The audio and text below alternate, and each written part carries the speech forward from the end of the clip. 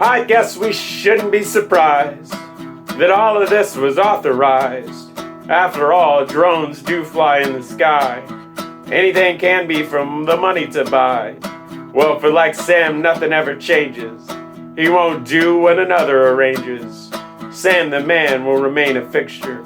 Around this place it'll be a mixture of the privileged and the destitute. Only the latter really ever gets the boot. Can you fade into obscurity? Is invisibility a security? Maybe the panhandler would know as they started to hang out low. Under the overpass they put up a sign. They didn't want to put up a shrine. But once all the ribbons came down, they didn't care if he ran out of town. When you see the tents on the fringe, just remember whose rights you do infringe. When you support someone who would sweep aside or try to hide it all on the backside. The overhang man strains and cries, it's racism, as he recalls the events that led to the schism. Other than that, his message hasn't changed. Probably has become even more deranged. If you visit the same place, suppose he's still there, you'd be recommended to pull up a chair. What possible future for him could be held? What storms around him could be quelled? The curious onlookers still pedal on by and listen to part of the presentation about why everything you've been told is completely wrong. Who knows how convincing this is to the throng? The harm it does cannot be counted, no matter what against it could be mounted. The truth is eroded and confidence fractured by a man who believes truth is manufactured. But look at the pictures again as the dance. The dangerous part of the audience is in a trance.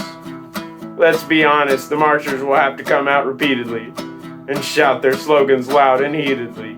They weren't listened to the first time, and the second time was little more than a chime. When they were heard, it was on the other side of a gun, and the whole goal wasn't to just stun.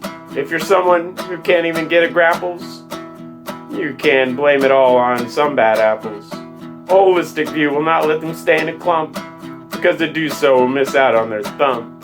Down the boulevards they must trek, proclaiming that society is but a wreck. We can see that relations have not improved. The barons in charge remain unmoved. Maybe you can say their case is fruitless, because the people at the bottom are rootless. But don't worry too much, because they'll return. Because for fairness and justice, we all yearn. Even the badges put up memorials and try to get their version in editorials. So those people will just keep marching. To the beat, their backs will be arching.